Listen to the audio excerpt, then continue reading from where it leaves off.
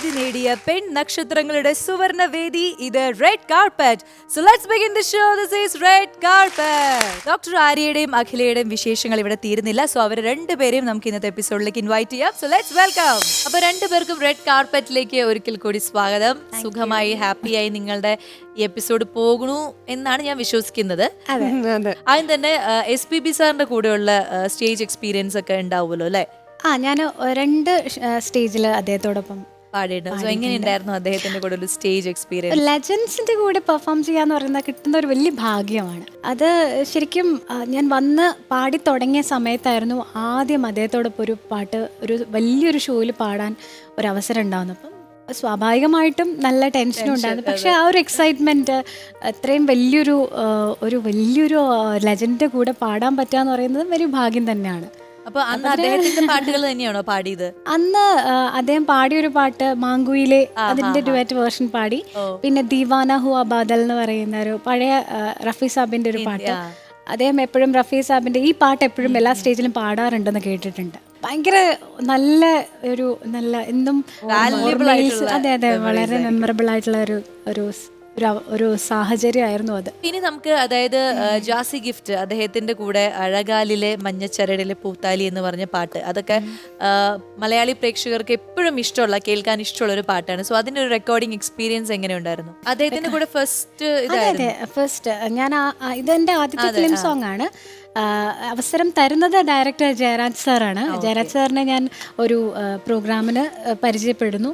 അപ്പോൾ സാറ് ഇഷ്ടമുള്ളൊരു പാട്ട് പാടി അയക്കാൻ പറഞ്ഞു. അങ്ങനെ ഞാനൊരു CD അയച്ചു കൊടുത്തു. അങ്ങനെയാണ് ഈ ഒരു അവസരം എനിക്ക് കിട്ടുന്നത്.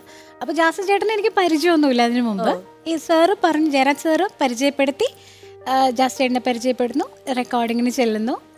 അപ്പോഴാ ഒരു സിനിമയിലൊക്കെ പാടുന്നു എന്ന് പറയുമ്പോൾ ഒരു എക്സൈറ്റ്മെൻറ്റ് എന്തായാലും ഉണ്ടാവുമല്ലോ. അപ്പോൾ ഒരു എക്സ്പീരിയൻസ് എന്ന് പറയുന്നത് എന്താ, സത്യം പറഞ്ഞപ്പോൾ എനിക്കൊന്നും ഓർമ്മയില്ല. കാരണം അങ്ങനെ ഉറപ്പായിട്ടും, കാരണം അധികം റെക്കോർഡിംഗ് എക്സ്പീരിയൻസ് ഒന്നും എനിക്ക് ഉള്ള ആളല്ല. അങ്ങനെ അധികം ട്രാക്സ് പാടി ഉള്ള പരിചയമില്ല. അധികം നല്ല തീരെ ട്രാക്ക് പാടിയിട്ടില്ല. സ്റ്റേജിലാണെങ്കിലും ഒരുപാട് സ്റ്റേജിലൊന്നും പാടി എക്സ്പീരിയൻസ് ഇല്ല. അപ്പോൾ അതുകൊണ്ട് തന്നെ തീർച്ചയായിട്ടും കുറച്ച് ടെൻഷനും എല്ലാം ഉണ്ടായിരുന്നു.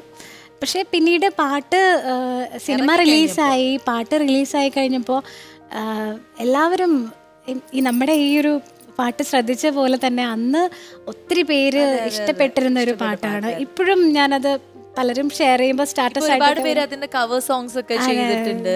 ഞാനും അഖിലയും ചെയ്ത്, അല്ല ഞാൻ പറഞ്ഞ അഖില അല്ലാതെ ഒരുപാട് പേര് കവർ സോങ്സ് ഒക്കെ ചെയ്തിട്ടുണ്ട്. അഖില ചെയ്തതും എനിക്ക് തോന്നുന്നു നല്ല രീതിയിൽ അതും വൈറലായിരുന്നു. നമ്മുടെ കുറെ ഡയറക്ടേഴ്സ് അരുൺ ഗോപി അവരൊക്കെ ഷെയർ ചെയ്തിട്ടുണ്ട്. റെഡ് കാർപ്പറ്റ് ഷോവിന്റെ ഒരു മെയിൻ സെഗ്മെന്റ് എന്ന് പറഞ്ഞാൽ ഞാൻ നേരത്തെ പറഞ്ഞ പോലെ തന്നെ ഇവിടെ ഒരു കണ്ടസ്റ്റന്റ് നിങ്ങൾക്ക് വേണ്ടി നിങ്ങളുടെ മുന്നിൽ പെർഫോം ചെയ്യാനായിട്ട് റെഡി ആയിട്ടിരിക്കുകയാണ്. അപ്പൊ ഇനി അവരുടെ പെർഫോമൻസ് ആണ് നമ്മൾ കാണാൻ പോകുന്നത്. നമുക്ക് ഇൻവൈറ്റ് ചെയ്യാം അല്ലെ? ഓക്കെ.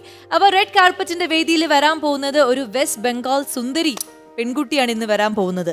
അപ്പൊ വളരെയധികം സ്നേഹത്തോടെ ഈ മിടുക്കി ഗായികയെ ഞാൻ ഇൻവൈറ്റ് ചെയ്യാണ്. So let's welcome Sukanya.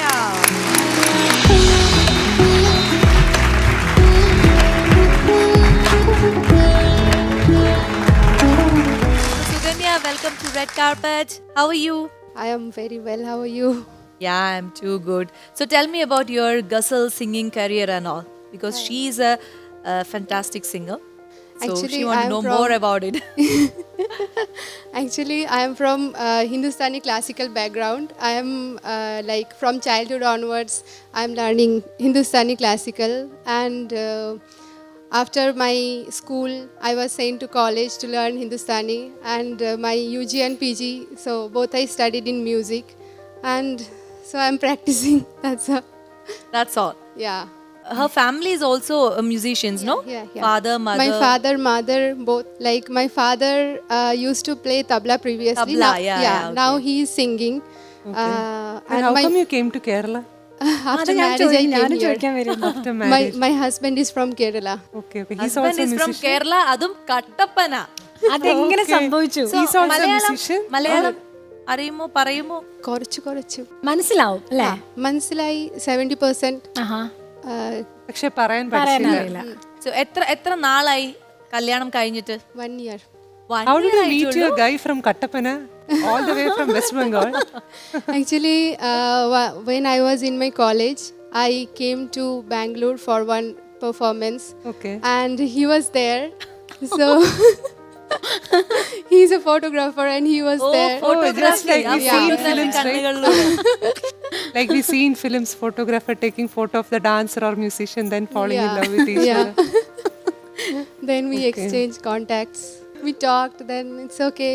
Hi, hello, new friend from Kerala. So I'm very excited. okay. I love Kerala very much because the place is very nice. I never came to Kerala previously. So once I met him, okay, hi, hello, he welcomed me. So I took his number, thought that one day I will come maybe visit. So after that, started talking and love, all this thing happened. Finally got married last year.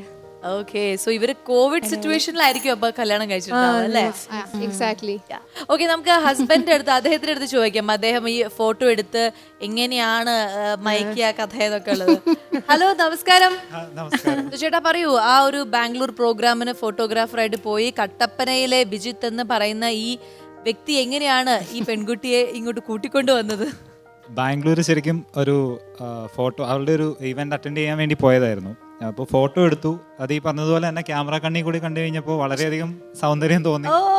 അപ്പോൾ ശരിക്കും ആദ്യത്തെ ഡേയ്സിൽ എങ്ങനെയാണ് നമ്മൾ contact കൈമാറിയെന്ന് വെച്ച് കഴിഞ്ഞിട്ടുണ്ടെങ്കിൽ എനിക്ക് പറഞ്ഞു എൻ്റെ ഒരു ഫോട്ടോ എടുത്തിട്ടുണ്ട്, അതെനിക്കൊന്ന് മെയിൽ ചെയ്ത് സ്ഥിരം എക്സാക്ട്ലി ക്ലീഷേ അപ്പോൾ അയച്ചു തരുമോന്ന് ചോദിച്ചു. അപ്പോൾ മെയിൽ ഐ ഡി തരുന്നതിന് വരെ ഞാൻ ചോദിച്ചു then you can give me the WhatsApp number.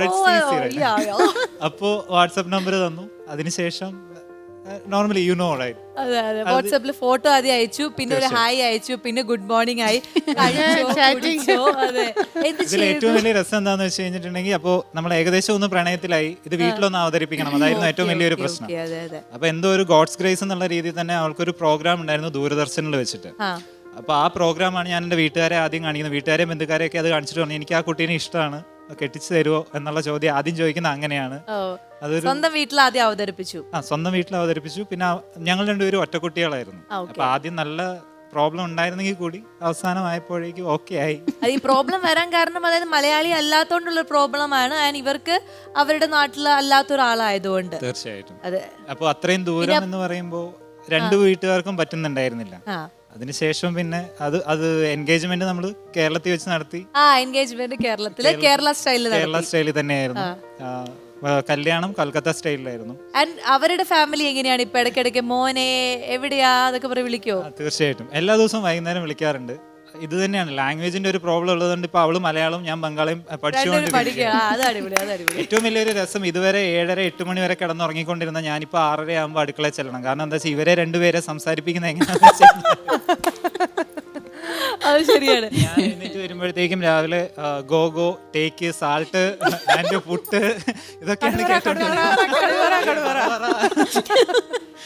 അപ്പൊ അമ്മയുടെ പേര് പറയൂ? ഉഷ ബാലൻ. ഉഷ. ഓക്കെ, അപ്പോ അങ്ങനെ വീട്ടിലേക്ക് ഒരു മരുമകൾ വന്നു, ഹാപ്പി ആയിട്ട് പോകുന്നു അല്ലേ? ഒരു പാട്ടുകാരിയാണ്, അപ്പൊ എല്ലാം കൊണ്ടും നന്നായിരുന്നു. അച്ഛനോട് പേര് ബാലകൃഷ്ണൻ. ബാലകൃഷ്ണൻ. അപ്പൊ അച്ഛൻ പറയൂ, എങ്ങനെയായിരുന്നു ഈ ഒരു കല്യാണം കഴിക്കണമെന്ന് പറഞ്ഞപ്പോ അച്ഛൻ ആദ്യം എതിർപ്പായിരുന്നു അതെയോ? എതിർപ്പെന്ന് താല്പര്യക്കുറവുണ്ട്. കാരണം ഇത്രയും ഈ ലാംഗ്വേജിന്റെ ഒക്കെ പ്രശ്നം ഉണ്ടാവില്ലോ എന്ന് ഓർത്ത് നമുക്ക് മറ്റു കാര്യങ്ങൾ തമ്മിൽ അറിയാനുള്ള ഒരു ബുദ്ധിമുട്ടുണ്ടാവും. മനസ്സിലായി. അപ്പൊ ഇനി നിങ്ങൾ കുടുംബത്തോടെ അങ്ങോട്ടും ഇങ്ങോട്ടും മലയാളവും ബംഗാളിയൊക്കെ പഠിച്ച് ഹാപ്പി ആയിട്ട് ഇരിക്കുക എന്നുള്ളത് മാത്രമേ ഉള്ളൂ ഒരു മാർഗം അല്ലേ? അപ്പോൾ എന്തായാലും അങ്ങനെ വളരെ ഹാപ്പി ആയിട്ട് ഉള്ള ഒരു ഫാമിലി ആയിട്ട് ഇതേപോലെ എന്നും പോവാ മുന്നോട്ട്. സോ രണ്ടുപേർക്കും ഓൾ ദി ബെസ്റ്റ്.